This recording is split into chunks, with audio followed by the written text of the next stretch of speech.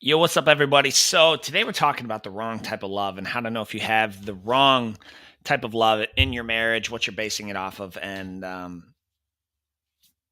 this is one of those things I've known literally like since grade school, coming up in a Christian church and Christian school.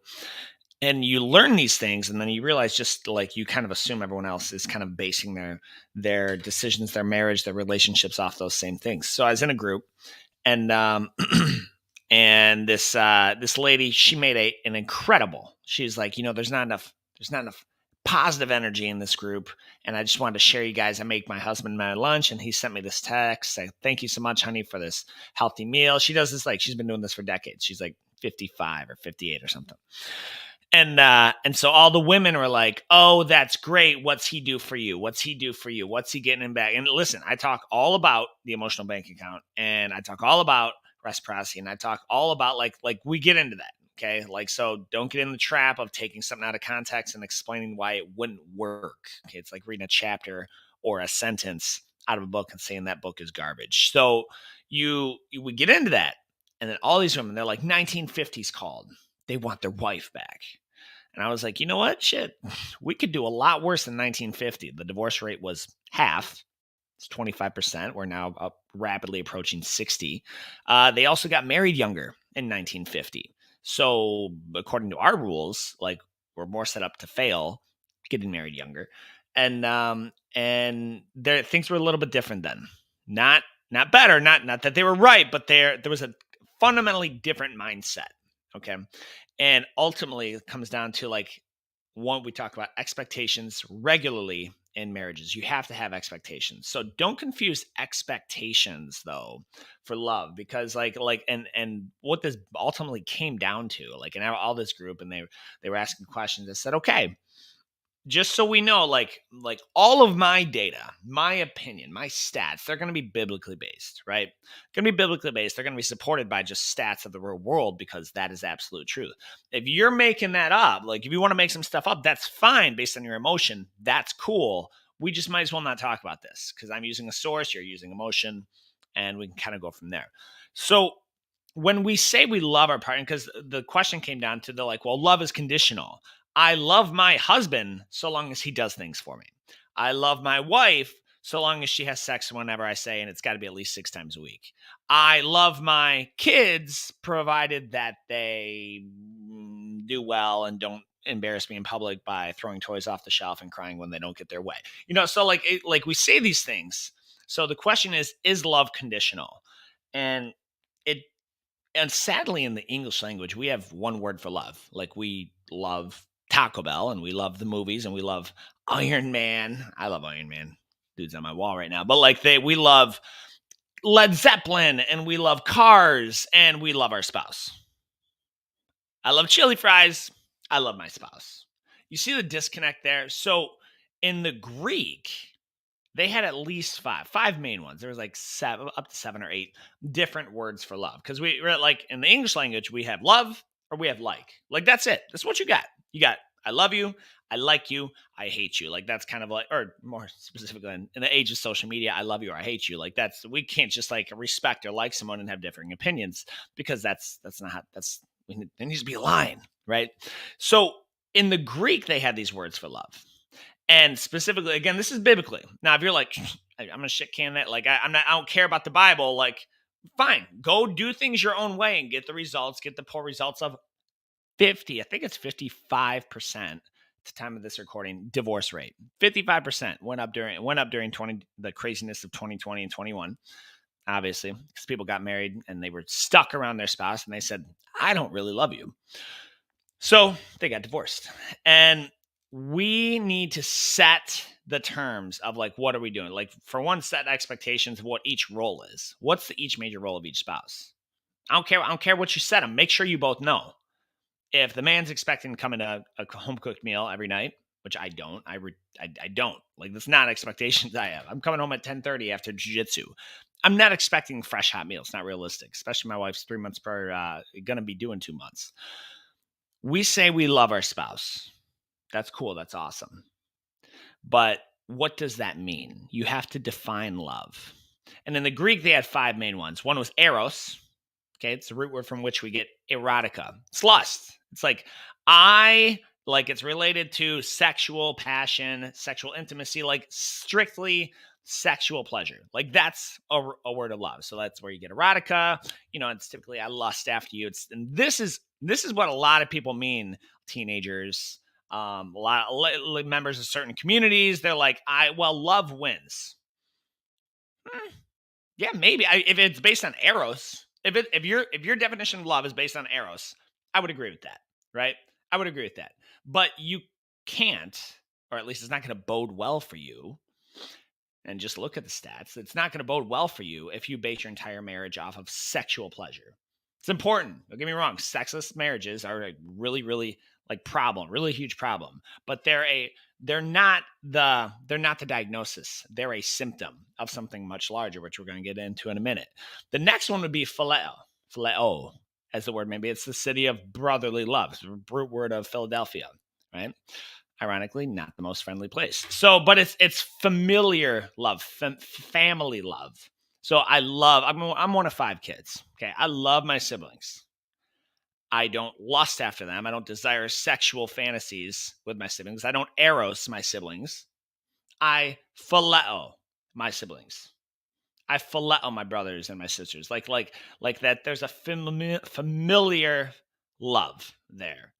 And so if they ask me to move, I'm gonna help them move. If they ask me to they get in something and hey, I need you to drop what I'm doing right now, I'm gonna go and do that. I would even say there's a sense of phileo, a deep-rooted sense of phileo in the jiu-jitsu community. A lot of these guys, these are my brothers and my sisters on my team, on my mats, and you get those. A lot of people, they get this in law enforcement as well. I've heard, not a cop, the Army Rangers. You get that. You kind of get this tight knit familiar group, right?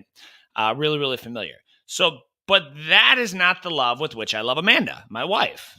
That's not the love either. That's not the love in which because she's not it's kind of weird, right? I don't want to I don't love my wife in that way.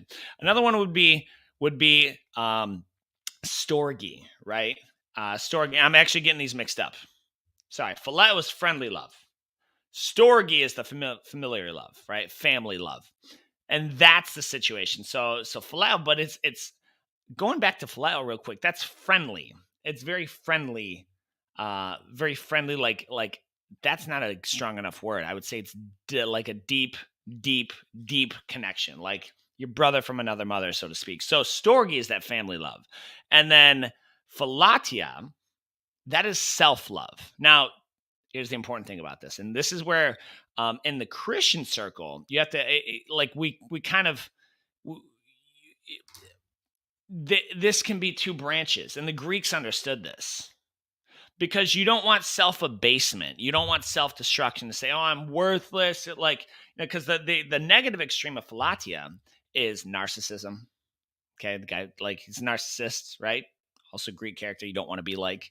That word also gets thrown around a lot because there's a positive side of philatia, which is self-value and self-worth, worth as a human being that every single person has. They have this self-worth. And so it can go either way. The negative side is narcissistic, selfish, they only egotistical, extreme negative pride. That's what this is. The positive side is self-value, confidence, things that we teach. I'm huge into this. So you have to have a level of self-worth. You have to have a level of self-value. Even in the book of Philippians, they're like, "Oh, don't think more highly of yourself." What's the next phrase? Then you ought to. It means you must have a certain level of self-value and self-worth. And if you don't have that self-worth in a marriage, I've seen this. I was having a conversation with a couple the other day, and I went to talk to both, because when I talk to despite what type of my content you might be viewing, men and women are equal. The husband and the wife are equal. Someone has to be the head, yes, but they are equal. And so I speak to couples. I don't just speak to the man and let the woman sit there silently, right? So I speak to both. And he's like, "Don't worry about her. She's fine. Talk to me." I was like, "What? Excuse me?" She's literally holding the child that she bore for you. Thinks she has a right to kind of hear what we're talking about. So that's that. You don't want to get thrown under either. That can go down 2 different roads. This next one, write it down, put it in bold. This is agape. This is what we don't want to hear about. Okay, this is the one that we forget about a lot. Agape is unconditional love. Unconditional. Now, this is the command, so that when Christ says to love your wife, this is what he's saying. He's not saying eros your wife. He's not saying phileo or storge or philatio your wife. He's saying agape your wife. Well, what does that look like? Agape, the same way that Christ loved the church. How do you do that? Christ died for the church. And the church meaning believers and Christians, did nothing to earn their salvation.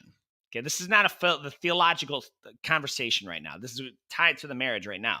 So you can look at the history of Christ, and I call it history and not a story because it is actually factually based by evidence. If you look into it, Case for Christ is an awesome book which dives deep as a detective would to prove it.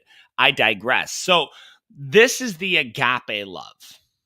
And so this is saying, so because if I'm only loving my wife conditionally when I feel like my needs are sexually met, she still looks sexually attractive, she makes great food, she doesn't talk back, she's doing everything I want, anyone can look at that relationship and be like, that shit's pretty toxic. Right? Like that can be pretty toxic if you're only doing it and then I give nothing to that. Okay. You have to look at the whole picture. The whole picture of what we talk about. And I cover this in depth, like all of our modules give you the full picture, the online training with it. But this is the full picture. So we're taking this, and if I only love my wife when I feel like it, and if I only love her when it's convenient for me, and if I only love her when she's, get this, lovable, well, then guess what? Guys, I got news for you. I have the best wife on the planet. Amanda is incredible. Okay, Amanda is the mother of my kids. Incredible cook.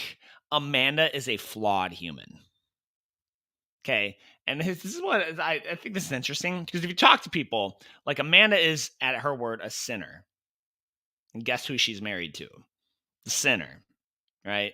And that word has a connotation to like, oh, I don't like sinners. But if you ask anyone, yo, are you perfect? They say, no, I'm not perfect. Oh, so you're a sinner. This is what it means. It's what it means. You're either perfect and holy or you're not. And that's the two. So I'm married a sinner. We actually read a book called When Sinners Say I Do when we're born. And so, again, you don't have to be like into the church to understand this, to say that, yo, my wife has flaws. But you know who's also got flaws, and they're probably a lot more apparent, is myself. And so when we agree that she's going to love me in spite of my flaws, we say for better or for worse, but we forget that shit 7 or 8 or 10 or 12 or 25 years down the road, when it actually takes a will to love. It takes agape to love. It takes you deciding to love that person or that thing strictly because you choose to make them the recipient of your love. Now I'd be like, oh, so what do you say? You can never get divorced? There's a couple instances, sure, but it's not because of, as the law would say, irreconcilable differences. That's a cop-out that made divorce way too easy. And then so not like our millennial generation, we figured it out. We're like, have it common law. We're just going to live together. If I want to jet, I'm out. I'm going to bounce. Okay, I don't need a sheet of paper. What we fail to realize is that marriage is created by God. And so the state kind of like, that's the formality with which they do it. And that's how it's officiated in the States where I live. Okay, in the States, that's where it's officiated. So if we want to agape, well, now that takes a choice. You can say, how can you possibly choose to love somebody after they wrong you and you forgive them time after time after time after time? Oh, it's easy. When you've been forgiven for far more by someone who had absolutely no obligation to do so, and you had no right to be forgiven, well, that becomes really easy. Once you're the recipient of agape love, the agape love that would say, I don't know, send the God to become a human to die for you, that becomes really, really easy. And so a lot of what we teach in the Elite Husband program, it's biblically based. It works really, really, really well if you've experienced the saving grace of Christ. It works best. Okay? It's not exclusively for Christians, because you can still do these things, right? Christians have trouble the same way. But that is it. So you say, well, you can never get married. No, you can, or you can never get divorced. Well, yeah, there's a few exceptions to divorce, which we'll cover in a different video, a different time. I don't even want to give the cop out here. Too many people, they say, I don't deserve this. Oh, well, that's that fellatio, the negative side of that self-love. You can have a self-worth. Okay, for instance, I've got a level of self-worth. This is my body. The second you strike or assault my body, you will unleash everything I have against you. But I will not lay hands on you because I value your body. Like, you have self-worth. Okay, so too many people have an inflared sense of love for themselves, fellatio. They will put way too much pressure on themselves. They do not have any type of humility to speak of. And then they'll, so like, they're way up here, and then you have the audacity. I had under this couple once, bro. It's gonna be a slight tangent, but I'll connect it, I promise. The husband would get so infuriated. His ego was so large. And a Napoleon complex. His ego was so large that, like, if the wife did anything, second guessed him at all, just to clarify, you want like chicken? I said yes. Like, bro, chill out, bro. It's just a chicken sandwich. Okay, she's just clarifying to make sure she gets your order right, because God knows if she gets it wrong, you're gonna blow a gasket. Okay, that is not what this looks like. So I talk loud on social media. Okay, I talk loud on social media because if I talked probably the way I did it in person, you'd be like, dude, you're gonna have to tone it down. I'm right here. Okay, I'm right here. But in social media, it's likely you don't want anyone else to hear what you're listening to, because again, like, you're probably not super proud, like, whatever. You keep your privacy, and you may not even be listening to this on audio. You may be reading the subtitles, whatever. That's fine. But you get into this, and you have to, there's a level of humility that the husband has to have. And so I talk loud about the husband being the head. You have to make decisions, but guess what? You don't have to be loud and express them with such bravado with those decisions, right? The husband, you can be, get this, gentlemen, a humble leader. Ooh, a servant. Ooh, did I say servant leader? A servant. Those are disgraceful. Yeah, they're disgraceful. They're disgraceful. That is what, when you have the model, that's exactly what Jesus Christ did. So imagine, let me just put this in the equivalent terms, right? So imagine, what do Americans value? We value money. We value rich people with power. So I'm going to pick your rich person. I don't give a damn. You can pick Zuck. You can pick, pick Trump. If you want to pick Trump, pick Bill Gates. Pick freaking, who's another one? Bezos. Pick one. So imagine one of them, literally, not like temporarily putting in a trust fund that they can come back to so that they can go make a good HR move and then go back to their life of prestige. Literally giving all of that up and saying, I'm going to give this away, trash all this, literally giving all this up and going to a foreign country to serve other people with the sweat of their brow, with no financial aid. Like, that is, and then you're starting to get, and again, they that's it. That's the plan. And they know, let's say you're going to go help a colony of lepers, like in Hawaii. Okay. That's it. That's it. You're probably going to die there, and you're not going to get to come back to your money, and you're not going to get to come back to your prestige. You choose agape to love those recipients of people that you're going to act towards. That's your choice. Say, why would I do that? That's kind of dumb. Depends on your expectations, depends on your priorities. It depends what your goal was when you get married. If your goal with marriage was to feel good all the time, get a pretty decent tax break on your returns, and have sex 6 days a week like a college kid, 7 days a week, depending on the college, you're going to be pretty disappointed on two of those three, right? If you're goal with marriage, I talk to these old timer married 50, 60-year-olds. Now they're in the age, there are couples where they spend the entire day taking care of the other because of illness. And you get so that's not super, that's kind of that kind of takes a little bit of effort to take care of someone who's on bed rest or sick, or they got to go to dialysis, or like 7 hours of the day are taken to like take care of them. That takes time. Okay. And you would say, why would you do that? Because you're choosing to make them a recipient of your love. Like a marriage, listen, if I just wanted a life of cheap thrills and high adrenaline, I wouldn't get married. I'd literally I would save a lot more money, because providing for a wife is expensive. And then you add kids. I saw this article pump out. It's complete bullshit. Like, kids cost $300,000 to raise. I don't know who's raising your kids. Okay. That means my parents spent 1.5 million on our kids, which I know they didn't have. So like but kids are still expensive. They're just not that expensive unless you send them to U of M. So the question is, what love are you operating your marriage on? Which love? Is it Eros? Are you just like, you guys just have a kinky relationship, and if you stop having sex, or if you find someone that might be better to have sex with, well, now that's better. That I love them now. Or I fell out of love. Do you see this? I fell out of love. We hear that a lot. What that means, if you're operating it on agape, is you stopped choosing to love them. That's what that means. There is no falling out of love. This is not an airplane. It is not a bicycle with which you fall off of, or a wagon. This is an active daily choice to choose to love against what your natural inclinations are. You can say, Fox, that's hard. Yeah, marriage is hard.